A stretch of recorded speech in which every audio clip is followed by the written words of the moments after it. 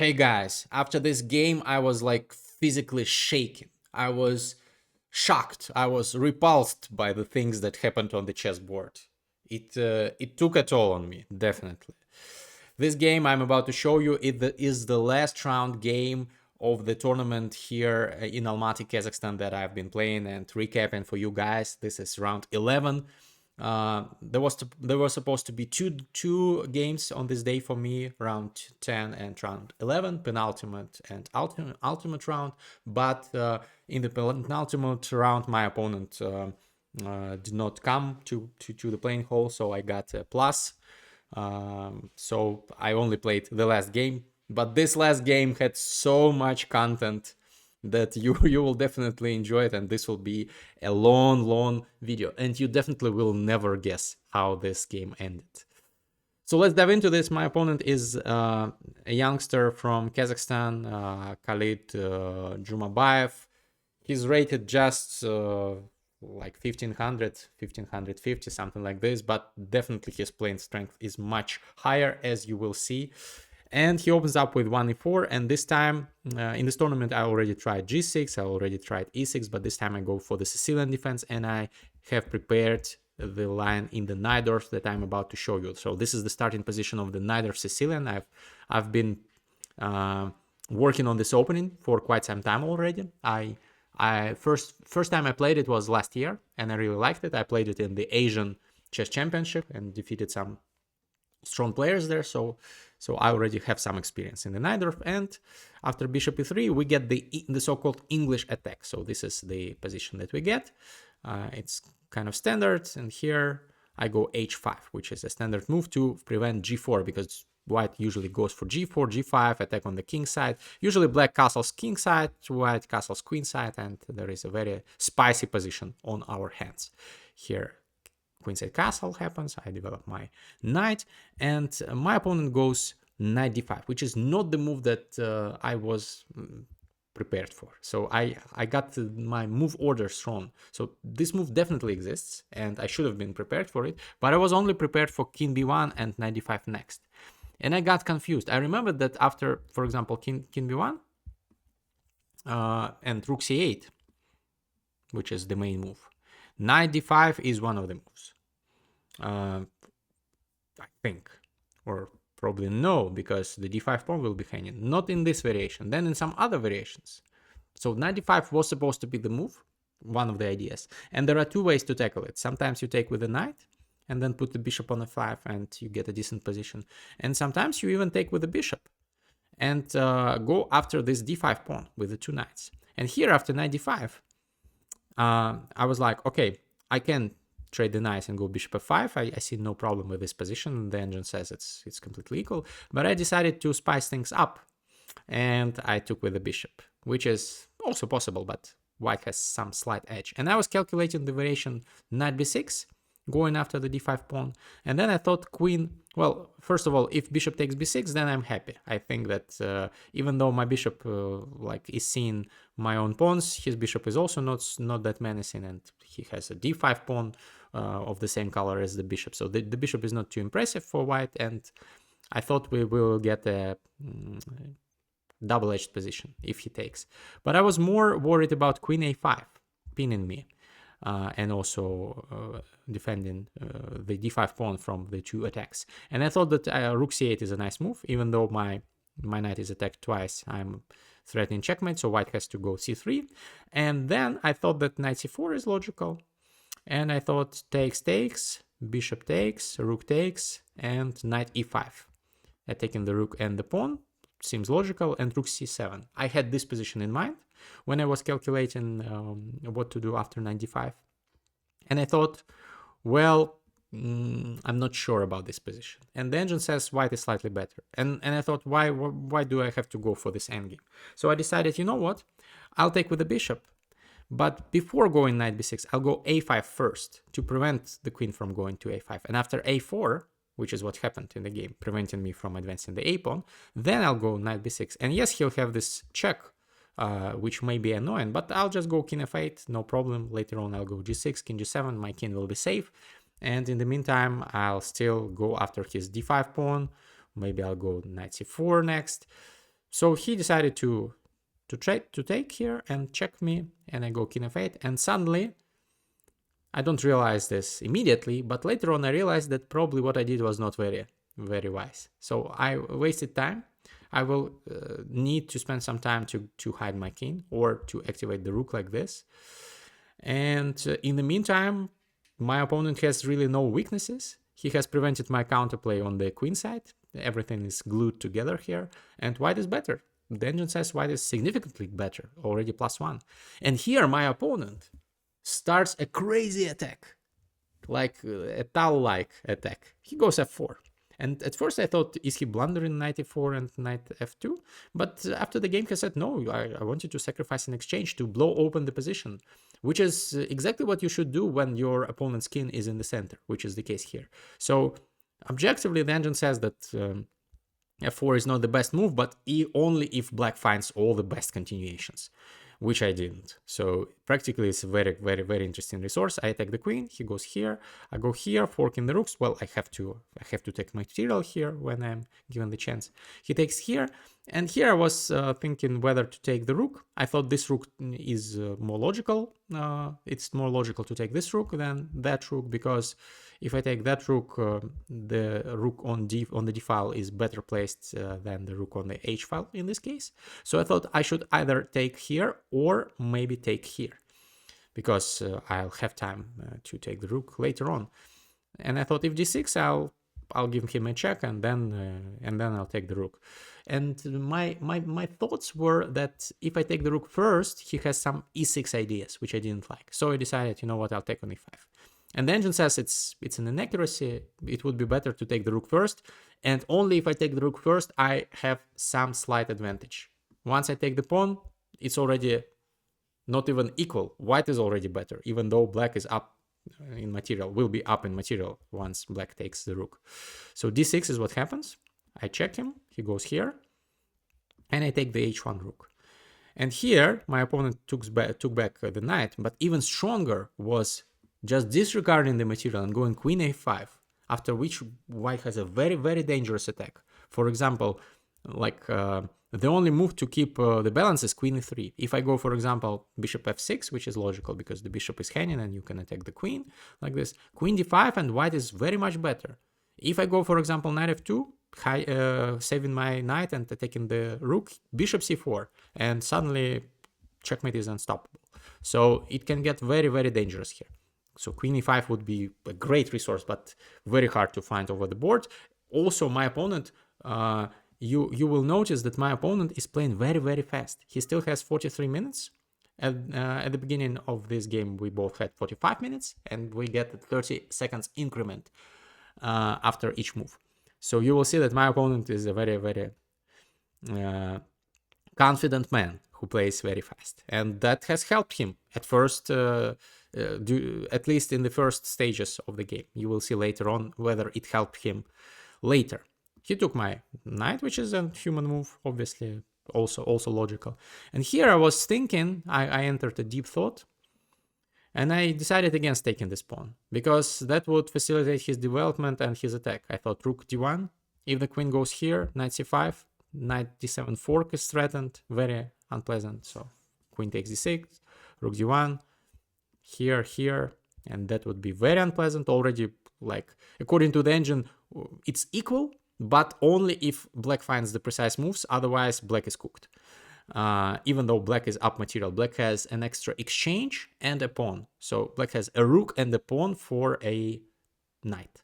But the pieces are not coordinated, and white is crushing in this position. Like, humanly, it's not very pleasant to play this position. Turns out queen e6 was kind of normal, allowing knight c5 with the tempo, but then going queen g4, and after queen f1, like what is the move here?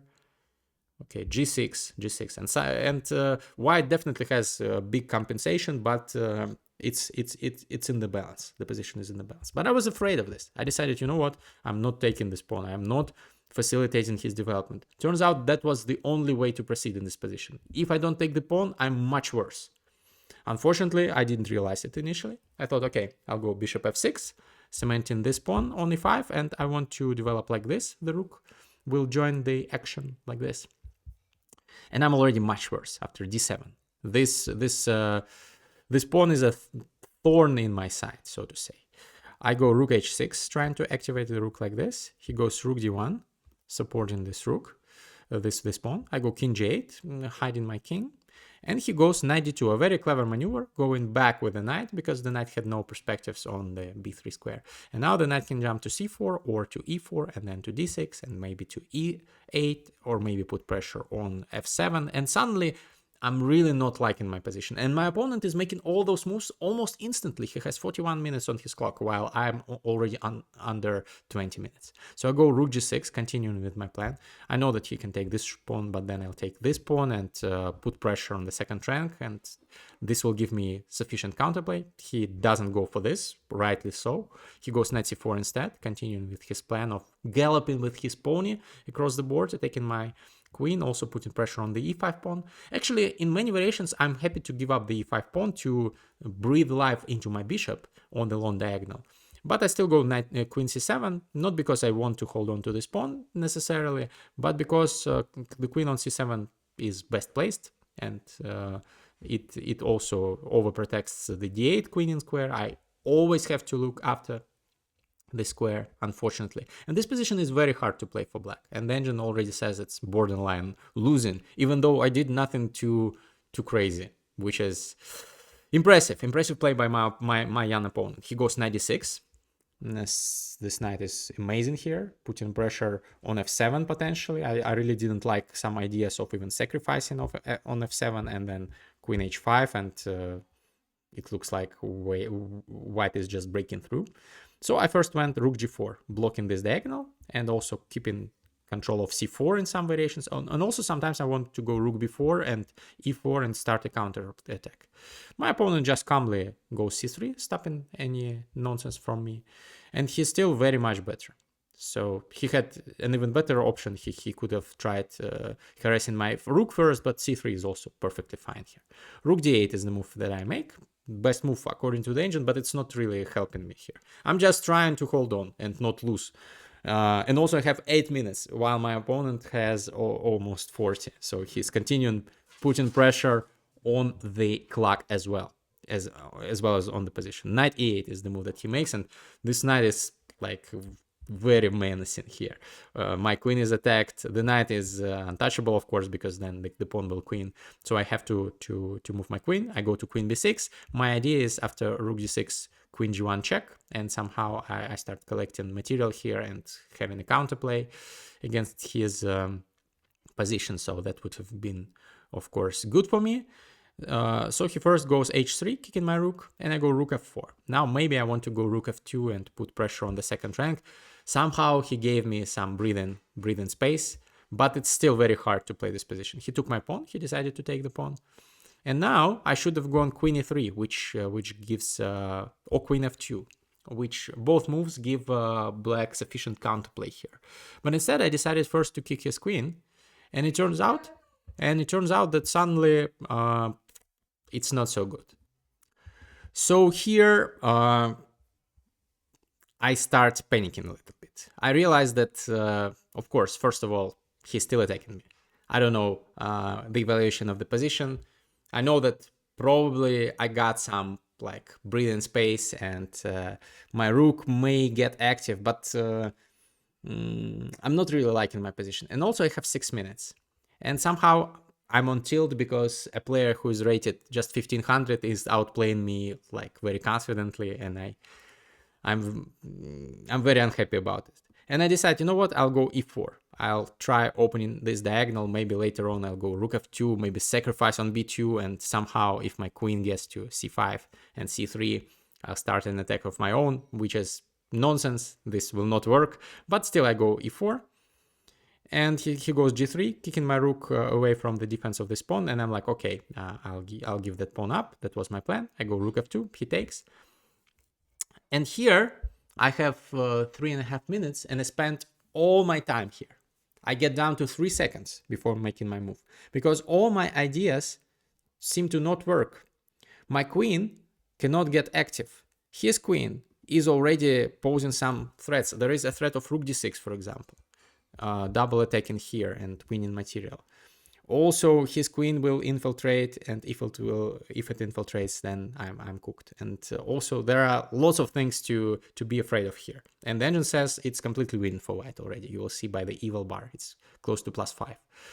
So with 3 seconds remaining on the clock, I make the move queen e6, at least trying to trade the queens to not get checkmated. Turns out the engine says he can take this queen and go knight d6 and win this endgame, but he decides against it, which is understandable. He's attacking. Why trade the queens here? Many moves win here, so he goes queen d3. Gives me some time, but really it's still very, very hard to play this position. And I have 33 seconds on my clock, and I'm thinking, I'm not finding good moves. Everything loses here, basically. Bishop e5 is the only move to try and hold on, according to the engine, but it's still minus like plus 1.6, so close to winning advantage. I go queen b3. I try desperately to create an attack of my own, and then I immediately notice that he has this rook d2 move that is killing me, because if I take, he will not immediately take back, even though that's also good enough for a huge advantage. But he'll take here with check, and then give me another check, and then take, and he'll have 2 pieces for rook and this d7 pawn, which is completely winning. So I realize at this point, that if he goes rook d2, I cannot take the rook, so I will have to go rook f5 probably. And the engine says it's +5 after g4. He'll just keep harassing my pieces, and I'm not coordinated and I don't have anything. Fortunately, he decides to take here first, which is still winning, but not as much winning as the variation that I showed you. And then he goes queen d4, going after this rook. And he misses my resource. I go rook f2, which is a great resource, so I'm again threatening checkmate. And if he takes my rook, I'll take his rook. The best move again for him would be here, rook d2, and he should have spent more time here. He was trying to play against my clock as well, but he had a winning position. When you had a winning position, you should not play against your opponent's clock. You should just convert your winning position. You should spend your time. You have half an hour, just spend your time here. But instead, he decided, okay, I'll take your rook. And here I breathed a sigh of relief, because I realized that I can make a draw now. I can take on d7, and probably this will be a drawn endgame. Not only am I taking this dangerous pawn with the bishop, but also I will take one of those pawns later on, because it's a fork. And it will be a queen endgame with 4 pawns for each side, which should be a dead draw. But somehow my psychology was horrible in this game. I was not doing the right things here. So I should have gone for this, and I should have taken the draw. You should note also that I still am playing on increment. I have less than a minute of time, and he has half an hour. You should 99% of the time you should go for a draw in such positions, like 100%. But somehow my psychology, my ego was too big, and I was like, I need to play this for a win because my opponent is low rated.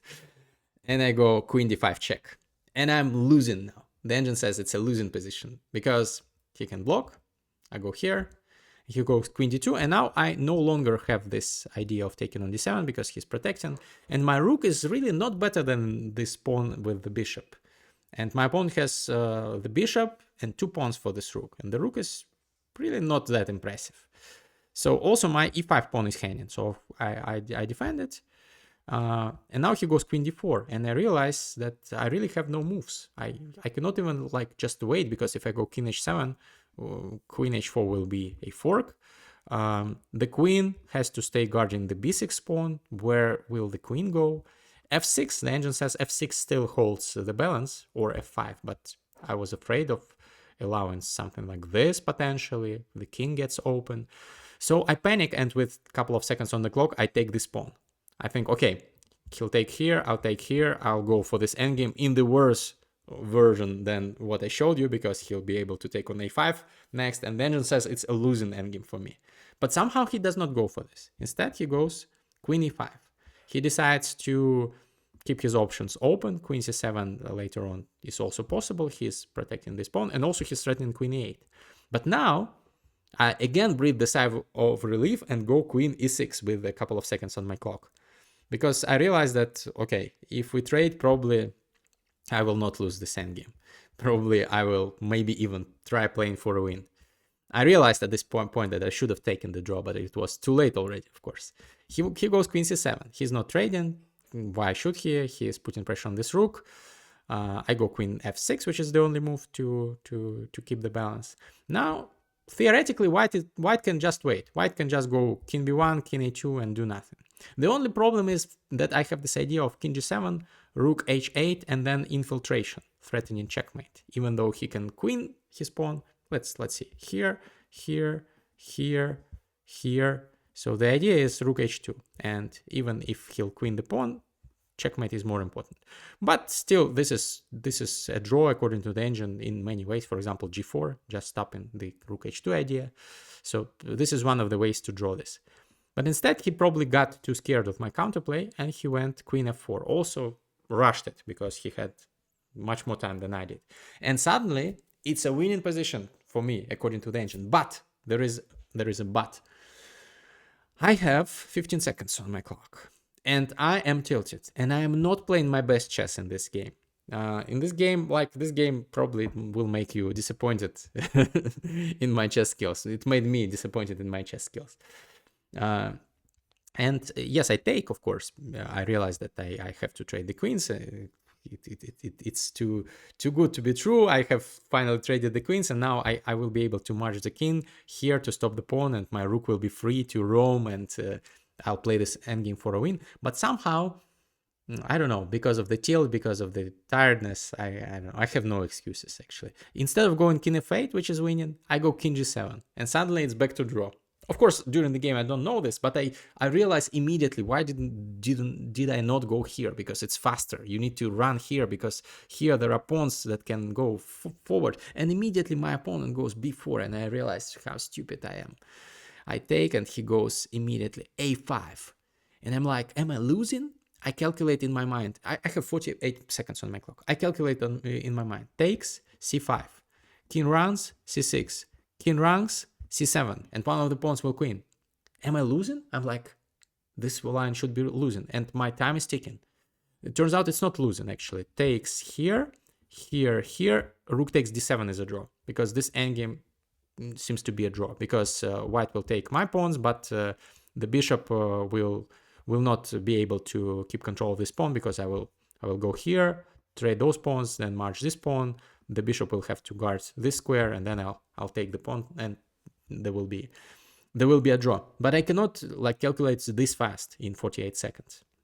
So after a5, I do not see this resource, and I go rook a8 with 2 seconds on my clock. You will see. So 30 seconds got added after this move. 2 seconds on my clock, and the idea of this move is to take on a5 with a check, but it's losing after, for example, bishop c6. Bishop c6. It's not even the only way to win, but it's the easiest. Check and go here. And d8 queen will be next, because this square is controlled by the bishop. But my opponent somehow got too carried away, and he again somehow decided to play against my time, which is the wrong decision here. You should spend your time and calculate here. And instead, he can go here. Even this wins. Queen, rook takes, and yeah, he'll just march those two passed pawns, and my king and rook will not be able to stop them. So the engine says this is winning, and looks very much winning to me. So rook a8 was in this position a losing mistake.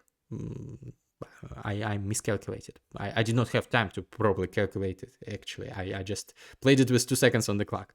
But he played a6 almost immediately, and now it's back to equal. And you know what? There will be several more instances like this in the game, where it's winning, equal, losing, winning, equal, losing. This is crazy. This is a roller coaster, right? So I'm not happy about this game, definitely about the quality. So I go king f6, going to support my troops here. He goes here, I go here, he goes here.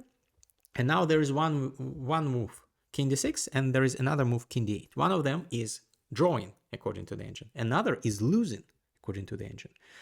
And I made the wrong move, as you may have guessed already, king d6, which is a logical one. I think even with more time on the clock, I would have made it, because it's more active, it prevents c5.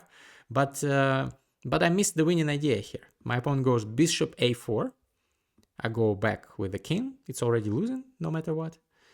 And he goes, he could have gone king b5, which is a winning idea. So if I take here, he'll take here with a discovered check and then go king b7, or if I go here, this check here, and then next the pawn will promote. This is a win. So I cannot take this pawn. If I just wait with rook a7, for example, he can promote the pawn and take on b6, and again bishop c6, and again bishop here, and the pawn will queen. So that was the winning idea for him, king b5. But somehow he did not see it. He went bishop b5. And once I went king d6, which is another losing idea. I should have gone f6, and that was a draw, but king d6 is losing. Again, if he goes bishop a4 and king b5, this loses, but he did not see it. And instead of going back, he went king c3. And now it's back to a draw. Very, very, very difficult endgame. I go f6. I decide, you know what, I have to create my passed pawns. King d4, g5. Takes. It's a draw, but with precise play. First move is correct that he makes. King e4, running to stop this pawn. I play the most logical move, rook f8, cutting him from this file. And here, already it's white who has to find the best moves to make a draw. And the best move is a7, the only move actually to not lose. And after a7, I was intending to go king c7 to stop this pawn with my king, because the rook needs to stay guarding here. But then he has king e5 according to the engine. Very, very, very difficult to draw, by the way. And after, let's say, g4, most logical move, he has c5, only drawing move, giving up this pawn to then go bishop e2. So the idea was this is a clearance sacrifice to clear the way for the bishop. And if I go here, bishop f3 is a nice deflection. I cannot take the bishop because then the pawn will promote. So let me show this to you once again. So if here, then bishop f3, very nice idea. And then this pawn will queen, and I'll give my rook for that pawn and take this pawn, but then it will be a draw. Bishop versus two pawns. We'll be able to stop them. And if here I go rook a8 first, then bishop takes g4, rook takes, and after king d5, the engine says that this is kind of a fortress. White can just wait, keep control of this pawn, and my pawn will not march to the victory. And if we trade the pawns, rook versus bishop is a draw. So that was a study-like draw that my opponent here had with a7. Instead, he went for d8 queen, trying to advance with his king to take this pawn. But this is already losing because rook g8, I'm not giving him this pawn. He has to block with the king. And now I just go king c5. And I'm putting pressure on him. And it turns out actually he could have tried this, because if I take here bishop c6, maybe makes a draw. But I would not even take here. If he did this, I would just go here and create a zugzwang. So that was my idea. Here, here, here, here, here, here, here, and this is a zugzwang. So all moves that he can make worsen his position. If he goes with the bishop anywhere, I'll take his pawn. So that's not good. If he goes with the king, I'll march my pawn. If he goes with the king, I'll march my pawn. At some point, he will not be able to leave the g file with the king, because otherwise my pawn will promote. So that is winning, the winning idea. Instead of bishop a4, which was an attempt probably to test my knowledge of endgames and zugzwangs, he went king g3, but now I just push the pawn. And unfortunately for him, it's too late to do anything on the queen side. He went a7, but I correctly calculated that rook a8 takes, and after king f3, I can cut him on the e file. And he's just not in time to save his position here. It's losing. Without the pawns, it's a draw. But with pawns, I have the idea of giving up the rook for the bishop and the pawn and creating for myself a winning pawn endgame, which is exactly what happens. So check, and I here calculated precisely till the end that this pawn endgame is winning, because I have the opposition. I'm making him. So in this position, if it's black to move, it's a draw. But if it's white to move, which is the case, he has to go either here, that gives me king c2, or he has to go here, that gives me king a2, and the pawn is promoting in any case. He went here, and here he resigned. Horrible game, guys, horrible game. I'm ashamed of how badly I played. Thank you for watching the recaps. If you enjoyed them, please drop a comment. If you want to see recaps of my new tournament that will start in 2 weeks, please drop a comment. If there are at least several comments of people who intend to watch, then I will do this. But I'm very disappointed in my play, and I'm very disappointed in my handling of positions, like chess psychology wise. I think I will have to go to a sports psychologist or maybe psychiatrist. I don't know. Crazy game, but it turned out not so horrible, the result. And final score in the tournament is 7.5 out of 11 for me. So the start was very bad. I started with half a point out of 3 points, and then I scored 7 out of 8, which is not so bad, but the quality of my play was not consistent. I'm going to work on that. And thank you again for watching. And don't forget to comment if you want new recaps for the new tournament, and I'll go and prepare for that one. See you in the next one. Bye bye.